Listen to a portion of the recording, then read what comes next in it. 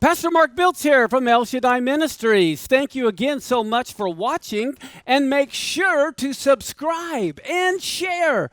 Also, please like this video, and we would love to hear your comments. Thanks again for watching. Bye-bye. Here we have artistry of Passover. How many know this is supposed to be Passover?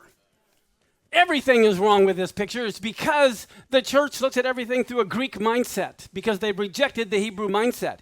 Here's the Feast of Unleavened Bread, and they got loaves of bread all over the table. Come on. It's that day. It's supposed to be done at night. They got Renaissance clothing on. They're sitting at a table. They're not reclining. So much of what we have has been filtered. How many believe the media is biased? So were the translators. Okay. Believe me, when you know history, you see that. Okay, so because he died and was buried, today I want to real quickly go over where he died, because I don't know how many have been to Israel. There's like 4 spots that say he died here. No, he died here. No, he died here. They're all wrong. I will show you where he died. Okay, so here we go. First off, you see in the top left is the one place the garden tomb is, and that's where all the Protestants believe he died. Then underneath that is the Church of the Holy Sepulchre, where all the Catholics believe he died. And then here's the Temple Mount. You can see that. There's the Garden of Gethsemane. There's the Mount of Olives. Okay, but let's get rid of the Dome of the Rock. Let's put in a temple there. And there was a bridge that went over to the Mount of Olives. Now, the other thing I want to point out here is way up north is Mount Scopus. I don't know if you've ever been to Israel, but Mount Scopus is on the ridge of the Mount of Olives, and it's like one of the highest points. As a matter of fact, here's a view.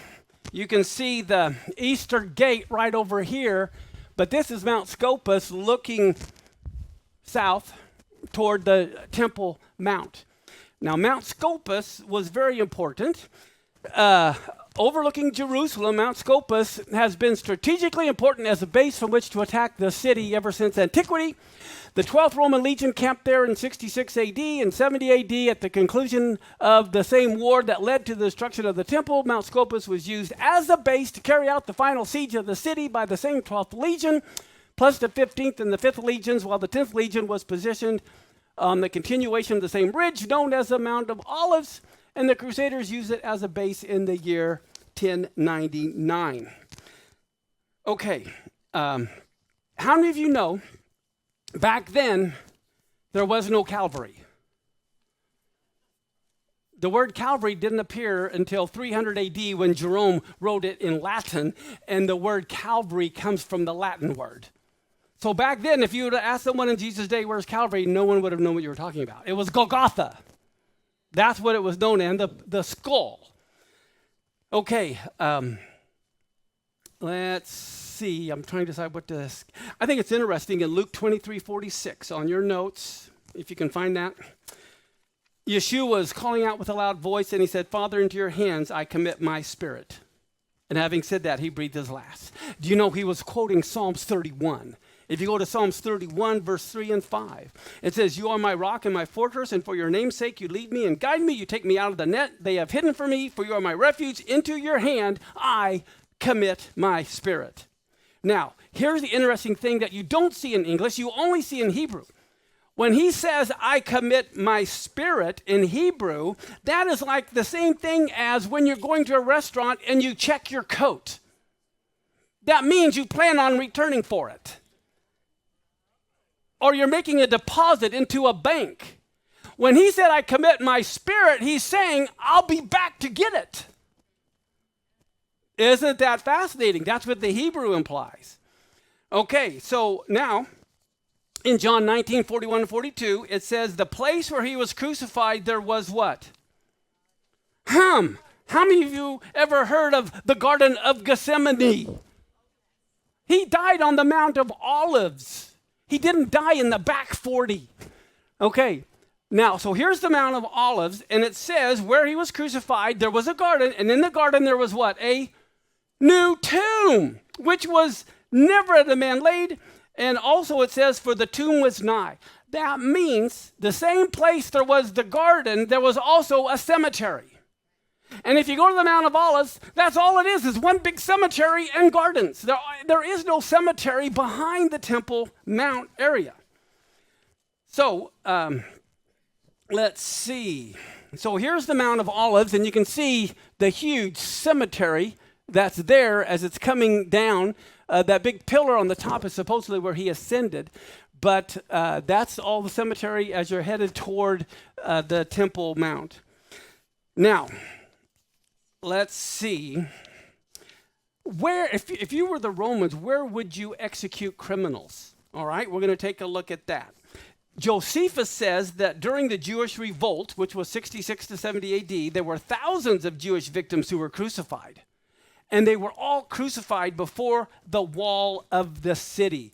That refers to the Mount of Olives. And the reason they did it there was to terrorize the population. So everyone's at the Temple Mount can look over the Mount of Olives and see all these dead people hanging there. Okay, and the Romans were camping just north on Mount Scopus so they could see everything. Now, when you read Roman records, they indicated that there were different ways to determine where a malefactor was going to die or be crucified. The first one is that the criminals need to be executed at the scene of the crime. Okay, well, let me show you the Mount of Olives here. It says the Mount of Olives has been a cemetery for over 3,000 years.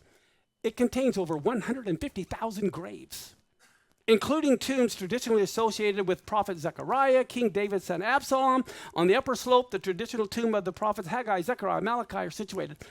All the prophets were buried on Mount of Olives. Do you know in Zechariah 14, where it talks about the Lord's feet landing on where? The Mount of Olives. It splits in two, right?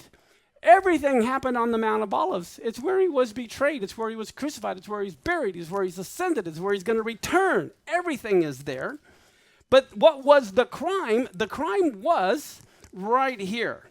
In Luke 19, 37 and 38. He was getting near at the descent of the Mount of Olives, and all the disciples began to rejoice and praise God. And they said, "Blessed is the King who comes in the name of the Lord." His crime, and this is what the Jewish people told Herod, he claims to be king. So that was his crime. That's why they had King of the Jews above the cross. Look at Luke 23:2. It says they began to accuse him, saying, "We found this man perverting the nation, forbidding paying taxes to Caesar, and saying that he himself is Messiah, a king." And then in Matthew 27:37, they always would put above it what his crime was. They said he claimed to be king of the Jews. Okay, if they couldn't crucify someone at the scene of the crime, which was the Mount of Olives, they would often crucify them at the place of where they were arrested. Well, where was he arrested? In the Garden of Gethsemane. Okay, John 18:1. When Yeshua spoke these words, he went out with his disciples over the brook Kidron where there was a garden. And then in John 18:12 and 13, it says they seized Yeshua and they bound him. Okay, this is right there.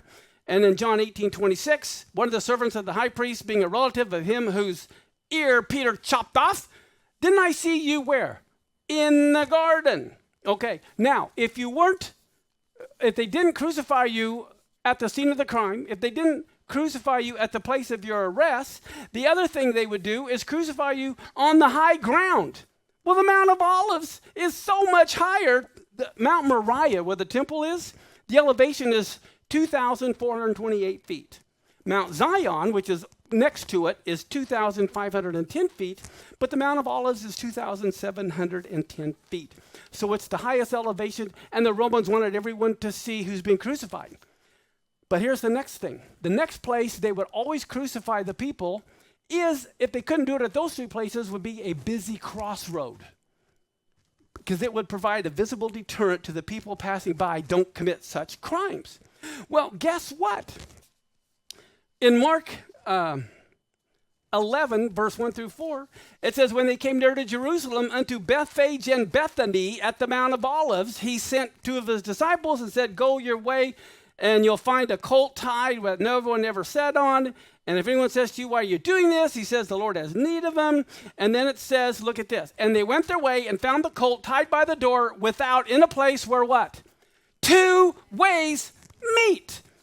Right here on this map, there was your main road going north-south. And then here is Bethany, Bethphage, Mount of Olives, over to the Temple Mount. Here's where Lazarus lives. The other crossroad was this way. So Mount of Olives is a place where 2 intersections meet that is often traveled. Finally, here we have the red heifer was on the Mount of Olives that made atonement for the sins and death. And guess what? So Yeshua fulfilled the ashes of the red heifer dying on the Mount of Olives. And then in Luke 23, 44 and 45, it was about the 6th hour or noon. Darkness comes over the whole land until 3 in the afternoon. The sun's light failing, and it says the veil of the temple was rent in the midst. All know that the temple was rent in the midst. But look at verse 47 through 49. When the centurion saw what was done, he glorified God, saying, certainly this was a righteous man. This is a non-Jew. And all the multitudes came together to this sight, and when they beheld the things that were done, they smited their breasts, and all his acquaintances and the women that followed with him from Galilee stood afar off seeing these things. Well, guess what? You can't see the veil of the temple rent if you're behind it. He had to die on the Mount of Olives. That's the only way the centurion, everyone standing there, could see the veil of the temple be rent. I mean, this is just common sense. So the Mount of Olives fulfills all of these. It was the scene of the crime. It was the place of the arrest. It's on the high ground. It's at a busy crossroad. The veil could be seen, and it's already in an existing cemetery where people actually want to be buried. Because from Zechariah 14, all the Jews believe the resurrection of the dead will take place first on Mount of Olives. That is why everyone is buried on the Mount of Olives. And if you were Joseph of Arimathea and you were very wealthy, you're not going to put your tomb over in the back 40. It's going to be on the Mount of Olives.